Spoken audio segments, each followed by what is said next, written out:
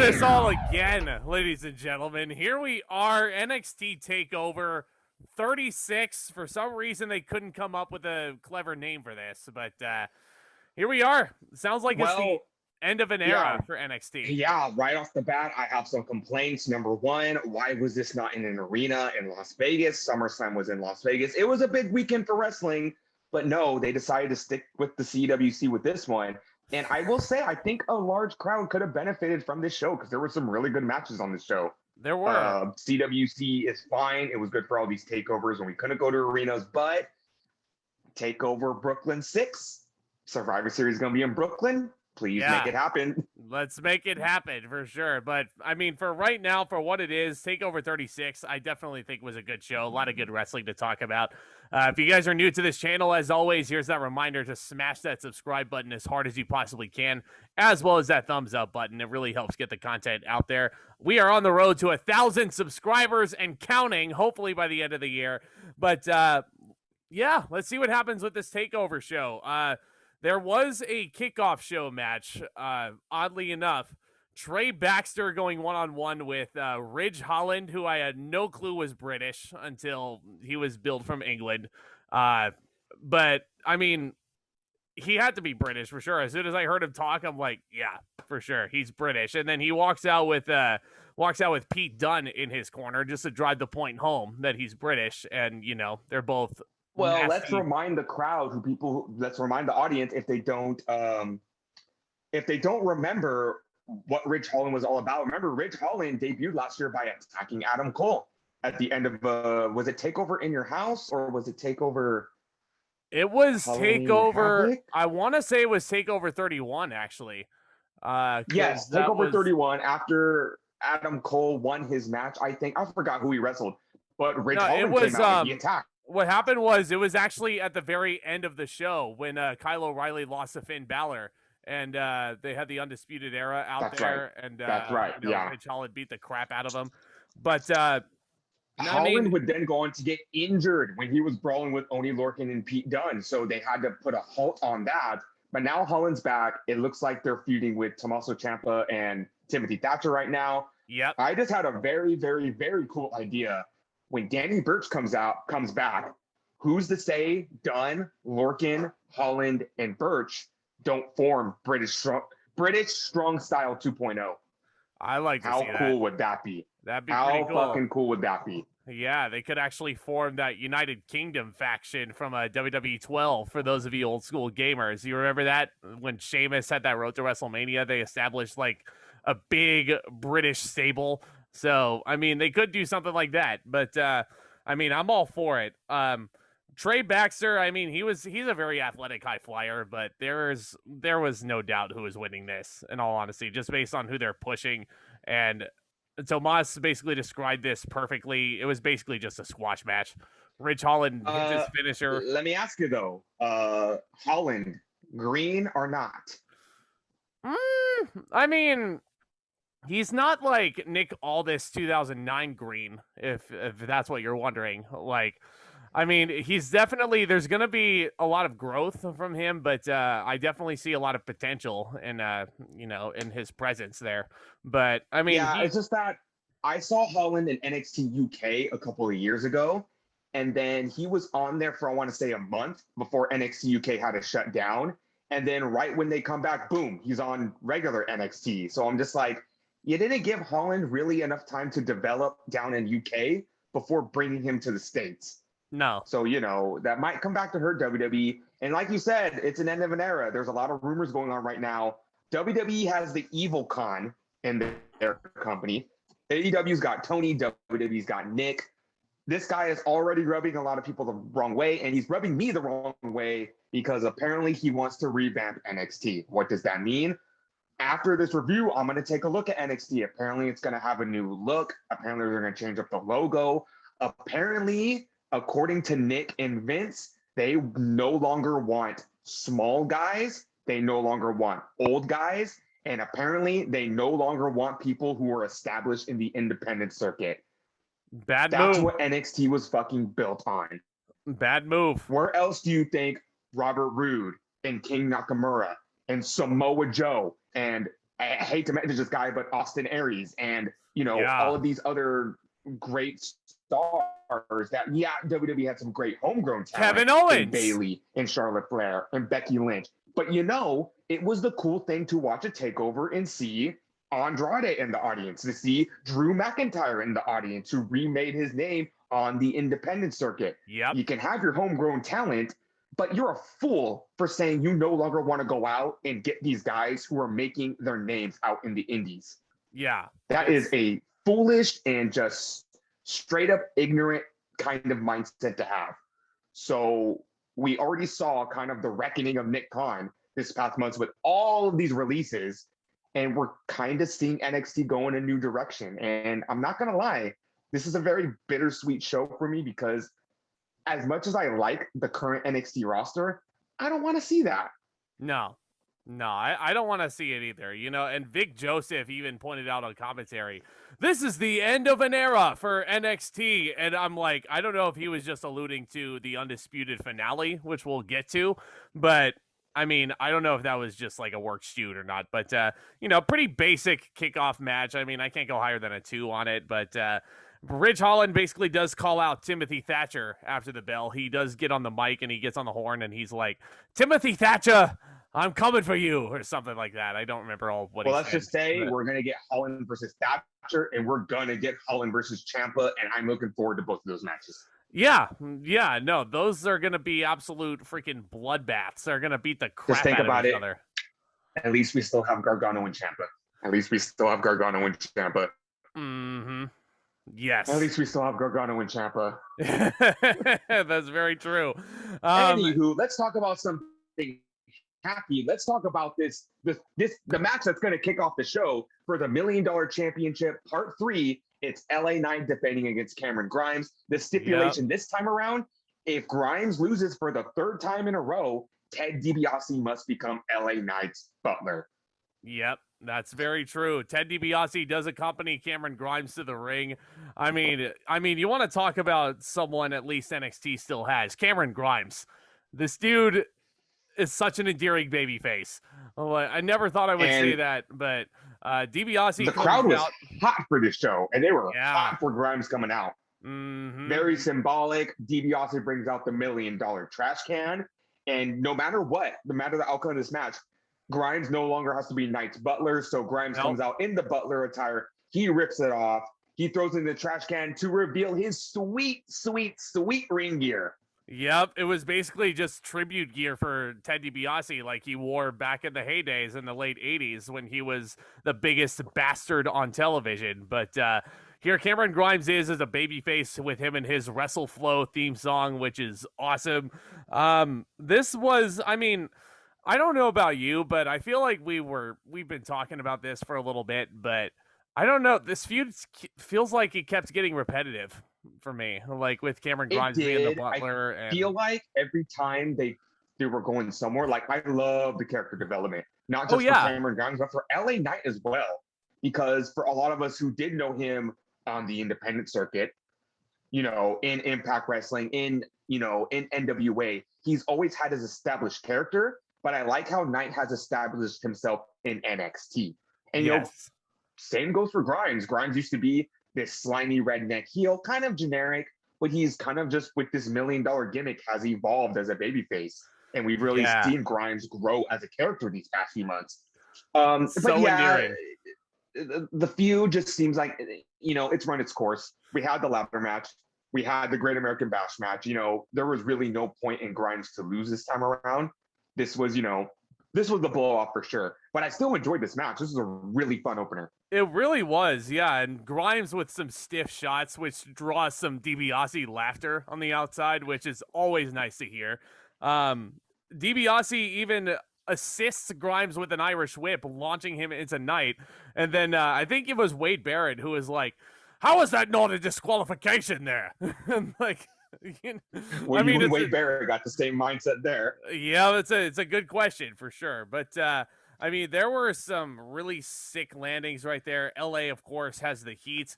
He hits LA Knight hits a pretty nice move, and then the crowd starts chanting "You still suck" at LA Knight, which I kind of love it. I kind of disagree with that, honestly. I mean, he's a good wrestler, he really is, but like, I mean, if he's a heel, like, I thought it was funny, but nobody does it better than LA Knight, honestly, when it comes to being a heel. No, but and if you don't agree with that, then you're just a dummy. Yeah. Anyway, LA Knight misses a springboard moonsault. He does not suck if he can hit a springboard moonsault that cleanly, like at his size especially. Yeah. But Cameron Grimes does keep attempting the $1 Million Dream. This is where the match gets really good. It's nice and back and forth. Second row bulldog by LA Knight. He hits a reverse DVD almost. Grimes starts hitting the yes kicks, and the crowd starts doing the yes chants along with him. That's exactly what Daniel Bryan does. But it eventually gets to a point where the match kind of loses points for me because it does kind of feel overbooked. I mean, the DiBiase interference made sense, but there was a point where he starts... How old is DiBiase at this point? And to see him lock on the $1 Million Dream at that age, that was pretty cool. Oh, and yeah. Props to Knight for selling for him. Yeah, props to Knight for selling for him. He locks in the $1 Million Dream, throws Knight back into the ring. Grimes sees his opening, and then he goes to the top rope to the moon, and then he jumps off. And you want to talk about selling, that cave-in that Grimes hits to win the match. Oh, my God, I love his finisher. Oh, he just straight up just caved in LA Knight's ribs with that move. Yeah, Grimes hit that finisher. He lands on his feet. And then Grimes is selling it. He falls back on top of LA Knight for the 3 count. Brand new $1 Million champion. Was there any doubt there? Cameron Grimes so deserves that belt. 3. Now, let me ask you, because I feel like now that this feud is over, is there really a need to keep the $1 Million championship around? Should this be a championship that's regularly defended in NXT, or should Grimes kind of just retire it now? Because I feel like the championship was more of a, I don't want to say prop, but more of a storytelling device. It was as a you thing. Will, it was to represent what Grimes was fighting for. I mean, like, Grimes was chasing it. So, I mean, I feel like the next logical step is for him to defend what he got. But, I mean, if he does end up retiring the $1 Million title, I don't know, man. I would like to see it defended. I just feel like in this kind of gimmick, who do you defend the title against next? I don't feel like this was something that Knight and Grimes. You know what? I wish they were fighting. I can think of a few. Money.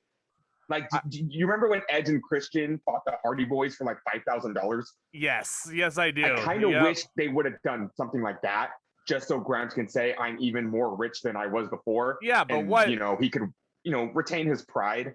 Yeah, I mean, if they were just fighting for pride, I see where you're coming from there. I see your points there, but I mean, if they do, I'm not going to complain about it. I'm just saying, I feel like the $1 Million championship as a gimmick, it can only go so far, just like the FTW title. Right. Outside of Team Taz, who the hell is going to hold the FTW title? I mean, I was thinking, Brian Cage out. Do they just give it to Powerhouse Hobbs? Do they just give it to Hook? I mean, I read an article online, like, doing the next TakeOver predictions, and one of the ideas I saw was Cameron Grimes defending the $1 Million title against Roderick Strong for the Diamond Mine. I mean, it's an idea. It's an idea that's out there. But I would like to see what they do next with it, but I just feel like the $1 Million title has a shelf life. When you look back at the years, you look at $1 Million Man and Virgil, you look at his son Ted versus Dustin Rhodes in WWE. Like, this title can only go so far. It's not the Intercontinental title. It's not the North American title. It's, DiBiase created a title for himself just to prove how rich he is. Yeah. So, I don't know. We'll see what happens with that. But oddly enough, North American champion Isaiah Swerve Scott nowhere to be found on this show. But I mean, with that in mind, I agree with you. This was a very fun opener. I gave this 3.5, 3 3/4, somewhere around there. Ladder match for me. Yeah, nothing too crazy. My personal favorite was the Great American Bash match. I feel like that's where they had the best wrestling, and it was most consistent. But this was still fun. Good blow off. Ready to see Knight and Grimes kind of move on and see what they can do for here. Speaking of the North American title, I would love to see, one of them start competing for that once Swerve finishes up his business with Legado del Fantasma, I feel like Swerve is a good tweener right now, so we could easily feud with Grimes or Knight for that title. Oh, both of them. Let's see what Knight and Grimes can do. We'll see. Separated from each other now. We'll see where it goes for sure. But I mean, the ladder match I thought was my favorite for sure, where LA Knight first won the $1 million title. But I mean, I just thought that had the best wrestling, and the Great American Bash match just kind of felt a little bit repetitive to me. But I mean, I do see where you're coming from and why that's your favorite of this trilogy. But yeah, I mean, they worked off of each other well. But speaking of working off each other well, you do get the NXT Women's title on the line. Raquel Gonzalez going up against her former mentor, Dakota Kai. All I was thinking was, please win this title, Dakota. Please do it. And she did not. She did not. I'm so mad right now. But Dakota Kai's pink hair for sure does wonders for sure. But Raquel Gonzalez apparently was supposed to be the babyface between these two. Please don't insult me like that. There's no way that Raquel was the babyface between these two. I will say though, so far in Raquel Gonzalez's, well, first of all, you see the writing on the wall. This is female Diesel versus female Shawn Michaels. And back in '95, Diesel was the babyface, even though he was better as the big bad heavy heel. But for storyline purposes, they turned Diesel face, and they're doing the same thing with Gonzalez. I can't pronounce names, but Gonzalez kind of reminds me of Kevin Nash, just a little better of a wrestler. And I will say, Dakota Kai really played a role as Shawn Michaels in this match, because out of all of the title defenses, this is the best match they've gotten out of Gonzalez. Oh, yeah. I agree. I agree with those sentiments for sure. I mean, Dakota is hitting Yakuza kicks. I mean, that's a callback to when Dakota first turned on Raquel. But did you notice that the crowd was starting to turn on poor Raquel Gonzalez at some point? Like, I don't know what was the kicker crowd for was them. Nasty. Yeah, this crowd was fucking nasty tonight. They did not give Raquel Gonzalez a chance, for sure. They were so behind Dakota Kai, who kept reversing her way out of every single piece of offense that Raquel threw at her. I mean, like, I get what they're going for if Raquel was supposed to be the babyface between these two, but, like, I wanted to cheer for Dakota. That was just me. I wanted her to finally, like, grab that title, win the big one, because she's never been NXT Women's Champion. Never. Yeah, and rumors are, unfortunately, apparently she's looking to make her main roster debut sooner rather than later. So this could have been her last match in NXT. I feel like, unfortunately, Kai hasn't won any titles except the women's title. But I feel like her time in NXT has it would have been cool to see her win the title. But unfortunately, it looks like they're not done with Gonzalez yet. But I don't know. I don't mind Gonzalez as a baby face right now. Yeah, maybe Frankie Monet is next in line after this, but we'll see what happens. But I mean, Dakota was going head first into these second turnbuckles like a pendulum. Raquel Gonzalez was like swinging her around, and I'm like, Jesus, don't kill her, please. Please don't kill her. But Raquel was no-selling the Dakota kicks at one point, and then she gets hit with the chiropractor. Raquel just kept kicking out. Kai hit a double foot stomp, chiropractor, but then Raquel goes up top, and then she hits her finisher. I don't remember the name that they gave her finisher, the one-armed power bomb. She hits it off the top rope. Which was pretty sick, honestly, all things considered. I think it was a cool finish. Kai really made Gonzalez work in this match. Yep. This was not an easy match for Raquel to get through, that's for sure. But, I mean, she got the 3 count. I immediately groaned because I was like, damn it, I wanted Dakota to win. You asked who's next for Raquel Gonzalez. They really answered that question right after the match, making her way from NXT UK. I forgot. The longest reigning NXT UK women's champion in history. Kaylee Ray has made her way to the States. I feel so stupid. Happy. I fucking love Kaylee Ray. It's okay. Hey, you want to hear a stupid moment? I was like falling to sleep during this match. And when I heard the music, I was like, wait, who is that? And Kaylee Ray came out and I go, oh my God, it's Kimberly. I'm like, no, Kaylee Ray, wrong fucking person. It's Kimberly. Yep. But so Kaylee Ray made her way. Yeah, it's a stupid moment for me just because like I just said a couple minutes ago that Frankie Monet was going to be the next one in line, but no, you get this moment, and I was so happy to see Kaylee Ray, and she just basically I just dropped something, but she stares down. She stares down Raquel Gonzalez and cuts right to commercial. That's probably your next TakeOver women's title match right there. But I mean, for what it was, 3.25 stars. This is certainly a better Raquel Gonzalez match than I'm used to, for sure. Yeah, same here. 3.25 stars. Let's hope Gonzalez can only get better. And you know what? I feel like she has that Lashley complex where she works better with smaller opponents. Yes. You know, I didn't love her match with the Mercedes Martinez. I didn't love her match with Xia Li. I didn't, you know, I'm more of a, again, I keep making this comparison. I would much rather watch Lashley versus Finn Balor or Lashley versus Matt Sydal over Lashley versus Goldberg or Lashley versus, you know, Lashley versus can be good, but Lashley versus Damian Priest or Lashley versus Sheamus. Lashley versus exactly. I think, Mahal. Some bigger guys work better with smaller people. Yeah. So I feel like that helped a lot in this match.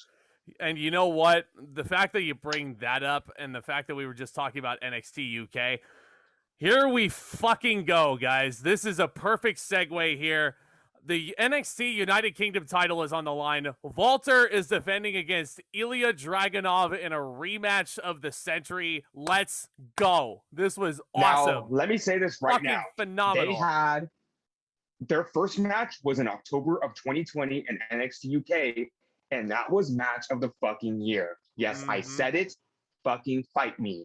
It was probably the best piece of professional wrestling I have seen in a very, very long time. And the fact that they were able to pull off that emotion in an empty arena was fucking amazing. Watching Dragunov on NXT UK, there is something very special about him. And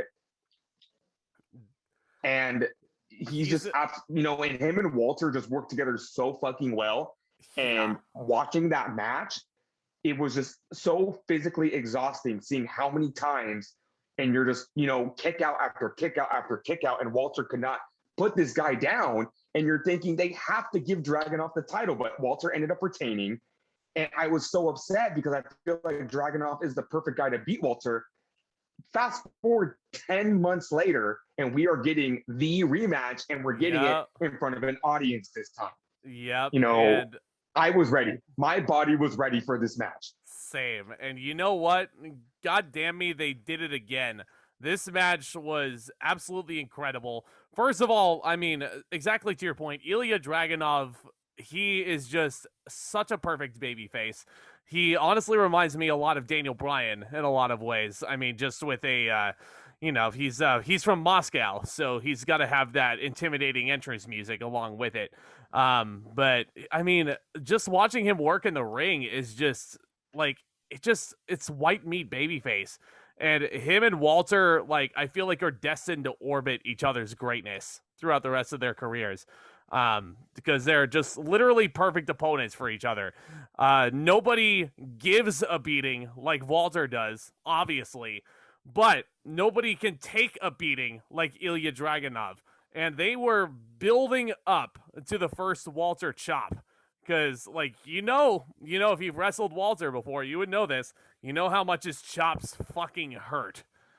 Yes, and I was just going to say, I love the story that they were telling, like, right in the beginning with Dragunov really trying to avoid those chops from Walter. And one thing I've always said about Walter as a wrestler is that the scariest part, you know, kayfabe-wise, the scariest part about wrestling him is that he's just this 300-pound bear that gets on top of you and just tries to grapple you and, you know, hold you down and put all these submissions on you. And that's got to be a pain in the ass to work against, because most big guys just want to slam you and throw you down. No, Walter just smothers you like a grizzly bear. And it's hard to combat in that because he's so fucking big. And may I say, I've noticed Walter's dropped some weight. Yeah, he slimmed down a little. Slimmed down a little. Like down to like 290, I think is what they build him at. Yeah. Yeah. Still a grizzly bear of a man. Yes, and he is just sitting there. And first of all, that first chop hits Ilja Dragunov, and like, my God, you could hear that. Like, where was Pat McAfee to call that shit? You could hear that all the way in Reno for sure. But like, I mean, the more and more he chopped him, the more Ilja kept coming back for more and coming back for more and coming back for more. And his chest, his clavicle area, Ilja Dragunov looked like a piece of ground meat by the end of this match. Completely beet red, completely purple up here. And I'm like, how is this guy just not...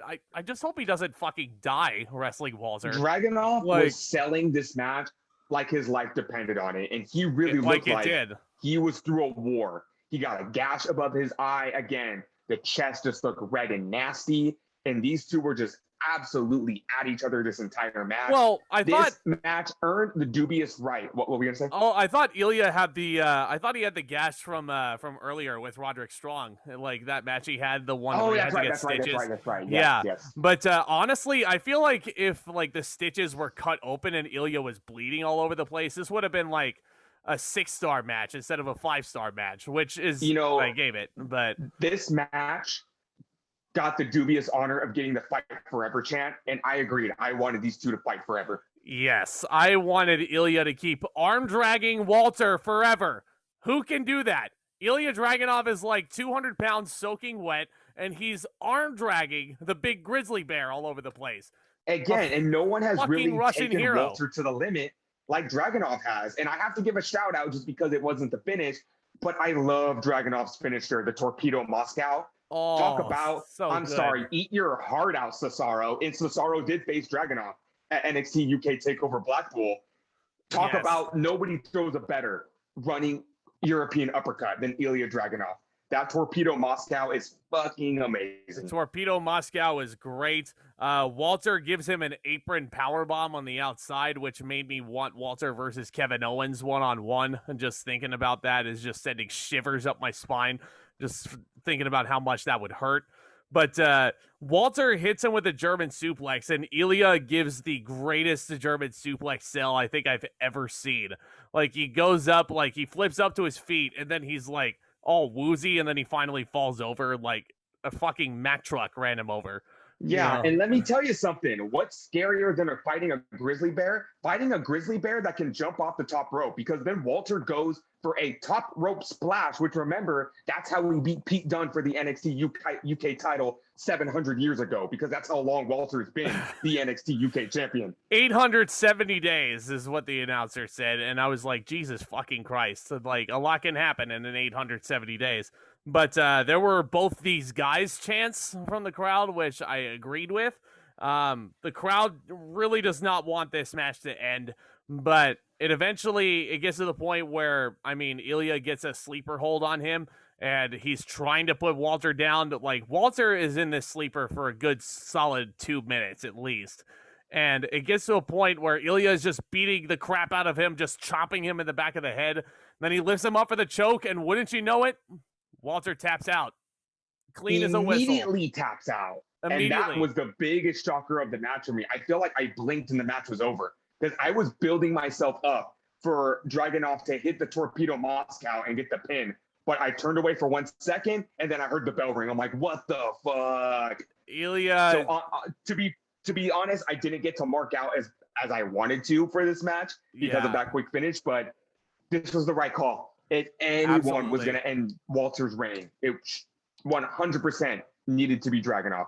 Yes, and honestly, he himself couldn't believe what he did. He was absolutely emotional, historical, and then he puts his boot on Walter's chest. He has been conquered, and he has his trophy above his head, the United Kingdom Championship. Dragunov looked like a monster hunter, and he just slayed the beast. And the only other thing that would have been fitting is if you walked into William Regal's office with Walter's severed head, threw it on the table, and said, "What do you have next for me?" Oh my God. You know, these two, I can't give this match anything else other than 5 stars. This was utterly incredible. They somehow did it again. This sequel is so worthy. These two wrestling matches are almost like the Godfather films. The first one, like, you can't really, like, there's a people have different preferences, right? But watching a match like this, it was almost like drinking a fine wine. Watching the Godfather movies, that's like drinking a fine wine. And And I if feel you like, have not seen Dragunov Walter 1, do yourself a favor and go see oh, it. absolutely. I have never went out of my way to tell people to go see a wrestling match as much as I did, because when I was watching that match, I was just in awe, just like, this is the greatest wrestling match I've ever seen, and not a lot of people are going to watch it. So if you have not seen the first encounter, go watch it. It's amazing. Absolutely. Honestly, I think so. That first match went like close to 40 minutes, didn't it?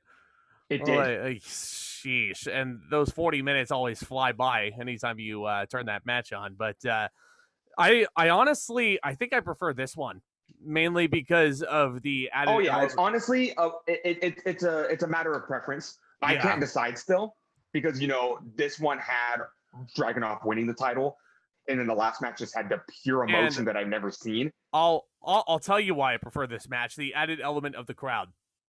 One of the most important elements to any wrestling match. And believe it or not, the first match was so damn good. Not having a crowd there just made it. If you go back and watch that first match, you just hear Dragunov groaning and moaning and yelping like he's gonna die. And that added so much emotion to the match. Like he's gonna die. These two went out there and pummeled each other with death. I did not want this match to end, honestly. Yeah. But this was amazing. Go watch this match. This was match of the weekend. Yes. For me. 100%. Me too. 5 stars. Nothing else ever came close. Yeah, 5 stars easy. This is one of the best WWE matches of the year. I would say it's totally going to be on the top 5 lists for sure. Up there. It's, you know what? It's right up there with Pac, Cassidy, and Omega from Double or Nothing. And it's up there with Reigns, Bryan, and Edge from WrestleMania. Same. I was going to say the same thing. Yeah, those 3 matches, which honestly, I did go back and watch that triple threat from Double or Nothing, Tomas. You're going to be proud of me. I'm going to give that match 5 stars too. I'm going to bump it up because it was just good. But in any regard, yes, go watch Walter versus Ilja Dragunov. Match of the year candidate for sure. Speaking of match of the year candidates, I suppose, the Undisputed finale, Adam Cole versus Kyle O'Reilly with 3 stages of hell. First fall, one-on-one traditional match. Second fall was... lazy. Lazy. I hate that. They always do that. The second fall... You good? You good? He's not good. I have a bone to pick with this match. Yeah, me too. The second fall was a street fight. The third fall, if necessary, which obviously had to be necessary with the Undisputed finale. You know it was going to the bitter end. Steel cage match. And these were the exact same 3 stipulations that Stone Cold and Triple H wrestled with at No Way Out 2001 in their instant classic 3 stages of hell match. So this, honestly, to me, felt like the diet version of that match. Let me tell you what I had an issue with this match right off the bat. Sure. Number one, they had to follow Walter and Dragunov, which... Yeah. First, when I first saw that, I was like, okay, it's Cole and O'Reilly. That should not be an issue. Number 2, I was realizing this is a 2 out of 3 falls match. Think about how long their unsanctioned match went. If their unsanctioned match went as long as it did, then this match needs to go even longer. And it's going semi-main event. So that was my next problem. I'm like, okay, I feel like they're not going to have as much time as they did when they were the main event. No. And then, the match gets started. I'm getting into it, and then the first fall is over.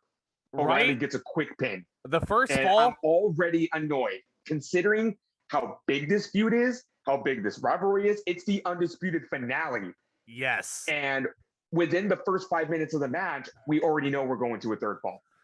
Yeah, so basically what happens is that first fall, by the way, and I should also note there were more cheers for this guy coming out. I feel like there were a lot of people that were cheering for this guy. I mean, he's Adam Cole. You have to cheer for him, even though he's a heel. But O'Reilly, Adam Cole goes for the Panama Sunrise, and Kyle O'Reilly immediately rolls him up and gets a 3 count. 3 minutes. That was that first fall. Only went 3 minutes. So I was like, okay, fine, sure. I'm annoyed because the dramatic tension in this match kind of went away because they kept stressing if a third fall is necessary, but within 3 minutes, we know there's going to be a third fall. Right. Yeah, and like honestly, I also kind of always take issue whenever the babyface takes the first fall in these types of matches because it kind of really takes a lot of the drama out of it and a lot of the investment out of it because you want to see the babyface come back and fight from behind. Oh yeah, but luckily it gets better with the street fight. It does. O'Reilly goes for a running dropkick off the apron, but he puts a trash can over Cole's head. God. And that's got to be a scary spot because Cole had no idea when this shit was coming. He just had to brace for impact and take that kick right in the face. Adam Cole must have placed a lot of trust in Kyle O'Reilly to pull that move off, and they did it. And, I mean, it looked like it hurt. Adam Cole was, like, unmoving for a little bit, but, yeah, good shot. But Kyle O'Reilly goes up to the top rope for a move, and then Adam Cole knocks him off. Kyle O'Reilly hits, like, the top turnbuckle ribs first, and O'Reilly's selling this brilliantly. That's pretty much his story throughout the rest of the match, is selling those ribs, those busted ribs. There was a funny point where Adam Cole wedges a steel chair in between the middle and top rope, and he's struggling with it. He's really, really struggling to get the chair wedged in there. And then once he finally does it, the crowd starts applauding him. And then Adam Cole. Crowd, they were assholes tonight. Especially during this match and during the main event. They were assholes. And even better, Adam Cole looks at the crowd once he gets that applause, and he takes a bow. It was God damn it, so Adam awesome. Cole. Stop being so lovable. Right? I'm supposed to hate you. He's a fucking heel, you know? Like, oh, stop God. being so lovable on the party on up, down, down, you know? Right. But Kyle O'Reilly dodges. Oh, this is a brilliant move. So Kyle O'Reilly dodges the wedged chair. He ducks under, but then it's a double-edged sword because his ribs hit the ring post, and they hit him hard. So either way, he was getting hurt. So dodging it didn't really do much. Adam Cole was having way too much fun with the kendo stick in this match. I don't know what it was, but he was really relishing using that Singapore cane. But he does go for the fake out last shot into the backstabber assist, which leads into the most interesting move of the match for me. Adam Cole locks on the lockjaw. Did you notice that? Yeah, I did. And People I'm like, were saying that tribute. Again, what did I say about SummerSlam? A male using a female's finisher? Well, Cole saw what Edge did and said, fuck it, I'm going to use my girl's finisher. I'm going to use lockjaw. Yep. I'm going to shit a live brick if I see Britt Baker do Panama Sunrise on Dynamite. I'm gonna, lose my shit if Britt Baker happens to use the last shot on All Out. I will give birth to a horse if I see that. Did you just say you'll give birth to a horse? Yes, I will. That's how fucking shocked I'll be. Oh my God. But there were more. Like good Mike Ward said on Saturday, if Goldberg won this match, I'm going to take off my shirt and jump in the ring. Which kind of wanted to see it happen, not gonna lie. Oh no, don't give Vince any ideas. Don't put the WWE title on Goldberg. Put the WWE title on this guy, please. He needs it. He needs the WWE Championship. But we're putting the WWE title on Goldberg shirtless. No, we're not gonna put the WWE title on Gage. We're not doing that. No, I'm not talking about Gage right now. I'm talking about Gage 5 years ago when he was shirtless hitting the jab on the top rope. Anywho, we're talking about Adam Cole and Kyle O'Reilly here. Oh, God, you made me remember that. So cringe. You must play a lot of Fortnite. But there were dual bicycle kicks, which draws some applause from the crowd, some raucous applause. Each man wraps a steel chain around their fists, and then they start hammering each other. Shouldn't they be unconscious if they're hitting each other with steel chains? Like, I feel like they were kind of... That would be like if they put, like, brass knuckles on their hands and they started battering each other and they weren't selling the brass knuckles. I'm sure General Manager Regal would have something to say about that. He would probably take exception to that spot. But there was a point where I think it was Adam Cole that hit the Ushi-Goroshi. And there was also... So Kyle O'Reilly, I think there was a superplex at some point. And then Kyle O'Reilly goes back first onto the backs of the chairs as they're set up in the ring, as they're set up right. Adam Cole took a similar bump like that when he wrestled Malachi Black in an Extreme Rules match not too long ago.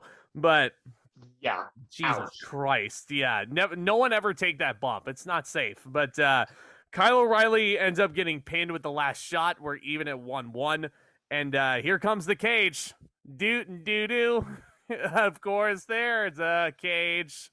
Yeah. And O'Reilly was motionless when they were setting up the cage, and Cole was going for the attack, and the trainers went to go assist him, and O'Reilly was not moving for a while. Yep, which makes this ending that I'm going to talk about, like, again, the steel cage, like, there was only like one escape attempt, and that was it. This is weird steel cage psychology here. That was my biggest issue with this match, is that these matches felt too condensed. And I feel like if these guys were given, I don't want to go too crazy, but like 45 minutes, these matches would have felt a little more fleshed out. You know what I would have rather seen? One fall to a finish. Oh, yeah. Yeah. I mean, I would have liked to have seen an Iron Man match. I would have rather seen one fall to a finish personally, but I mean, Iron Man match, like if nobody scores a fall and then have to go to sudden death, like I don't know. WWE, keep in mind, I don't think they've attempted to do an Iron Man match ever since the Extreme Rules 2018 crowd hijacked Dolph Ziggler versus Seth Rollins. They were chanting, but just too funny. Do you think this crowd would have been that awful to Cole and O'Reilly? They were pretty awful to them, but I don't think they would have been that awful to them. No. I mean, they're only gonna chant bullshit as Kyle O'Reilly makes Adam Cole tap out to the heel hook while he's handcuffed into this chain link.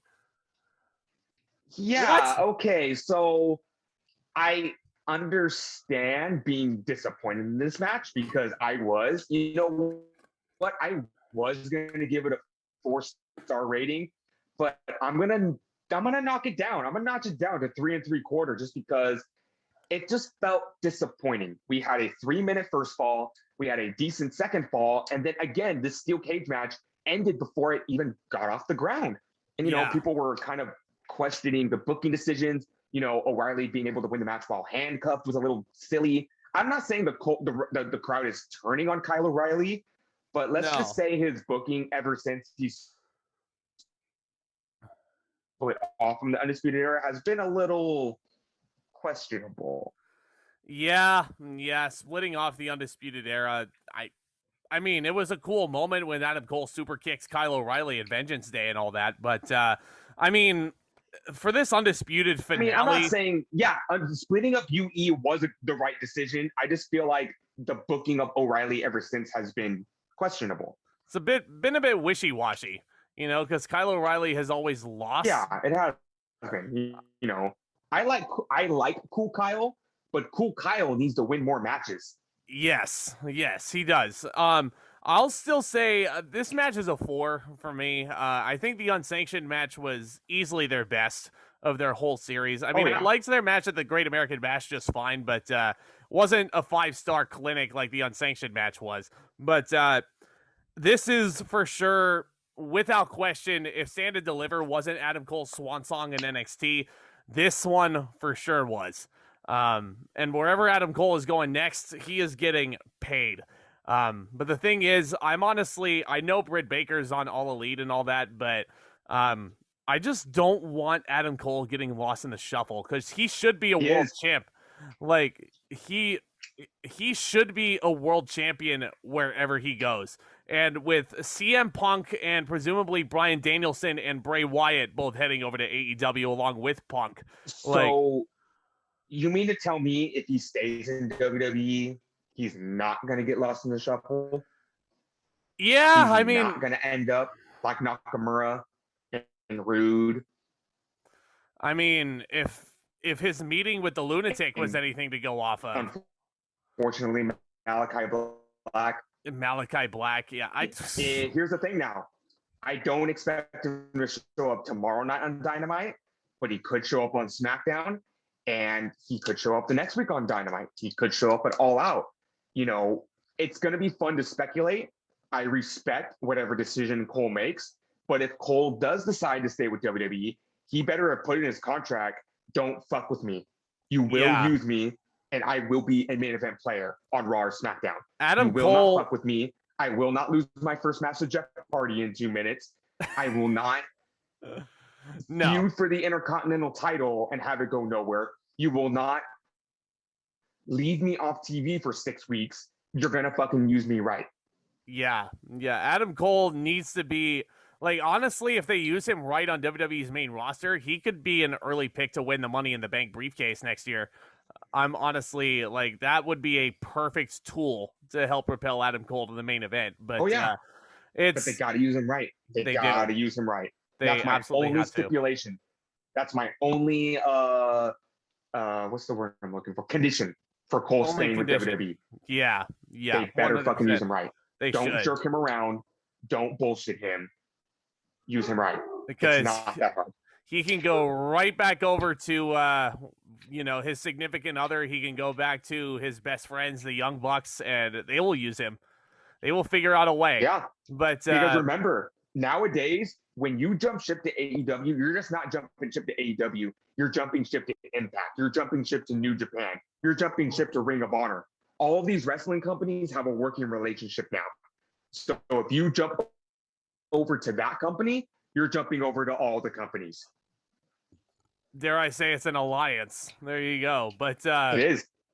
With that said, I mean, good Undisputed finale, but we'll just see where this goes with Messrs. Adam Cole and Messrs. Kyle O'Reilly. But speaking of misused NXT talents on the main roster, Karrion Kross defending the NXT Championship against Samoa Joe, who I am so happy to see is finally cleared to compete. You know, it's been a long time coming. I'm a little upset. Why? I'm a little upset. Fans are having the gall right now to say that Samoa Joe isn't in his best shape right now. Samoa Joe doesn't look that good. Why is Samoa Joe getting an NXT title shot? Samoa Joe is one of the best goddamn wrestlers on the planet. Yeah. Samoa Joe can still go. He sure can, and he showed it in this match. Honestly, he out-wrestled Karrion Kross as far as I see it. Looks like he hadn't missed a step. I mean, he hasn't, granted, he hasn't wrestled in, 18 months since he was last cleared, but... Remember, 3 months ago, Samoa Joe didn't have a job, and now he's in the main event of NXT TakeOver for the NXT Championship. He's cleared to compete again, and that is just mind-boggling. The fans were actually complaining about this. Yeah. And, right off the bat, I know I wasn't extremely excited for this match. I was excited to see Joe wrestle. Me because too. When Karrion Kross is making his way to the ring, what are the fans chanting? We want Scarlett. I agree. Want Scarlett too. I agree. Scarlett's more over than Kross. Scarlett was the only thing I liked about Kross, and they have just absolutely look how they murdered my boy. Look how they murdered my boy. Oh, Scarlett's more over than Kross. That's just funny. Look how they murdered my boy. Also, warming up. I was warming up to Kross after In Your House, but look how they murdered him. Yep. And speaking of the crowd, they fucked him up night one. The crowd was chanting Hardy at him, as in the person who pinned him in 2 minutes. Damn. This crowd, they were assholes last night. They were such trolls. They were bigger trolls than John Cena was versus Roman Reigns. But yeah, Samoa Joe, sick chops. He looks like he hasn't missed a step. Please give me Samoa Joe versus Walter at some point. Samoa Joe versus Walter. Samoa Joe looks like he even slimmed down. Because when I was watching the match, I was saying, oh, Joe looked like he slimmed down a little. He doesn't look like the way he did in 2007, but that's also because Joe's a lot older now. And then I'm not going to source the review because I don't want to say that I'm saying bad things about them. But then somebody was saying oh, Joe's not a spring chicken in there. He's no longer the Joe of 2008. I'm like, are you fucking kidding me? Joe looked amazing in there. Yeah. No, he's not doing tope suicida. Well, I mean, not in this match. He's not doing corkscrew moonsaults, but he is still one of the most solid strikers in WWE right now. I think he did hit a tope suicida because I was like, where's Morrow to call that shit? You know, where's Moro to call the Tope Suicida? Mamma mia! Yeah, of course, Samoa Joe is not 2007 Joe anymore, but AJ Styles isn't 2007 AJ Styles anymore, and he's still the best damn wrestler on the planet.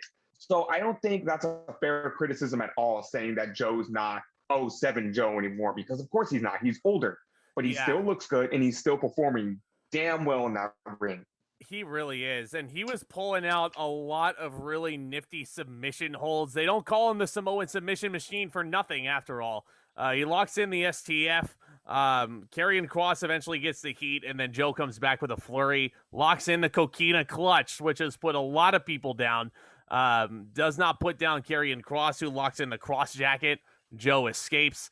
But then, my big mark out moment this show, Samoa Joe has Karrion Kross on the top rope, and then what else does he hit but the fucking muscle buster? And that made me, I mean, big yikes, because obviously that's what ended Tyson Kidd's career, but like, you know, he pulled off the move It was safely. a safer version of the muscle buster. You can tell that Joe modified that. It honestly looks even better. Like, I wouldn't have noticed a difference, you know, but their neck. It's more of a falling suplex now. Yeah, more of a falling suplex, but it's still the muscle buster. It still looks like the muscle buster. It still walks like the muscle buster. So it's the muscle buster, you know. And Vic Joseph was marking out over seeing the muscle buster, you know. But Samoa Joe pins Karrion Kross clean as a whistle, and he is your first ever 3-time NXT champion. See ya on Raw, Karrion.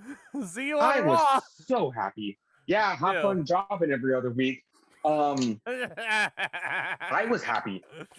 People were saying that they were shocked that Joe won the title. I was happy. Me and he gave Kross a pretty good match. And Samoa Joe winning the title gave me hope for this quote-unquote new era of NXT. Me too. Because Joe is still a household name. He's an independent household name. And, you know, a year ago, we didn't even know Samoa Joe was ever going to wrestle again. And now he's world champion. Yep. So I want Joe to carry the flag for NXT. And then when it's time for him to drop the title, bring him back to Raw or SmackDown and put the goddamn world title on him. Please. Yeah, put it, like, at least before he retires. Before it's too late. Because he is just too damn good. I think the WWE Championship on him. I think they missed the boat in 2018 when AJ Styles had that long title run, and I thought they were like purposely missed the boat in 2017 when he fought Brock Lesnar. Should have won the Universal title there for sure, but you know, you got to put a world title on Samoa Joe for sure. But Pyro goes off around him. It's a brand new era of NXT. Yeah, it's a fun main event, certainly very physical. I don't want to say this was the best match on the show or anything, but it was fun for what it was. 3.5 stars. Same. 3.5 stars. I think it's... do I want to say this was Kross's best match? I want to say no, because we did have the 5-way in your house, but that was also multiple people. That match was way better. I want to say one-on-one wise, it's between this, one-on-one wise, it's between this match and the rematch against Finn Balor. The rematch against Balor was good. I really liked his match against Johnny Gargano. But I mean, this was certainly a fun match. It was certainly solid, certainly very physical. Samoa Joe was absolutely, I mean, he was making him work for one, but I mean, god damn, they beat the crap out of each other. Again, it makes me want to see Samoa Joe versus Walter. Please. Again, the possibilities, the floodgates have opened in NXT as far as I'm concerned. Joe versus Walter, Joe versus Gargano, Joe versus Ciampa, Joe versus Dunn, Joe versus OReilly. You can't get Joe versus Adam Cole right now. Joe versus OReilly. The possibilities are endless, and that's why I'm happy. If Kross would have kept the title, then I would have been very, very disappointed. There was no way. The floodgates have opened now. We're getting some good matches with Samoa Joe. I'm hoping. I'll keep my fingers crossed there. But we'll just have to see where it goes. NXT TakeOver 36. I'm comfortable giving this an 8. I would definitely recommend this show just for seeing Walter versus Ilja Dragunov 2. 2 out of 3 falls match. I mean, could have just You been know one what? fall to a I'm going to finish. give it an 8. I was going to give it 7.75, but I don't want my disappointment of the 2 out of 3 falls match to overshadow my love of the NXT UK title match. Oh, yeah. The NXT UK title match carried this show for sure. Rightly so. And, we've got a lot more wrestling to talk about within these next few weeks. Stay tuned. We're going to be looking to continue our retro playlist. We've got WrestleMania 19 next on the docket. Should be an interesting We're getting show. 2 reviews in September. Woo! We have Mania 19, and then we also have we got All Out, and then we have oh yeah, just retro. We're getting 2 retros in September. Oh yes, yeah, WrestleMania, and then we'll do Backlash after that, of course. But and then you get All Out, you get Grand Slam, and of course you get Extreme Rules, which is not the horror show. Apparently, it's not the horror show. It's just regular old Extreme Rules, as it always should be. The real horror show is happening in October. With Crown Jewel, the horror show at WWE Crown Jewel. Reigns versus Lesnar and Goldberg versus Lashley are the rumored main events. Oh, are they really? Oh, God. And we have to talk about those? Yep. Oh, God. Yep. Damn me. Okay. But, folks, you got all this exciting content to look forward to and much, much more. I'm also talking about cinema. I may be doing, it might be time for another live Q&A on this stream as well. But, I got to talk about the No Way Home trailer somewhere. I got to talk about it somewhere. That's for sure. I was just going to say. A lot of it, yeah. But, yeah, if you guys want to keep in touch with us, hit that subscribe button down below as well as that thumbs up. It would really, really mean a ton. It really helps get the content out there. You guys are the best. Stay tuned for more content very, very soon, guys. See you the next one.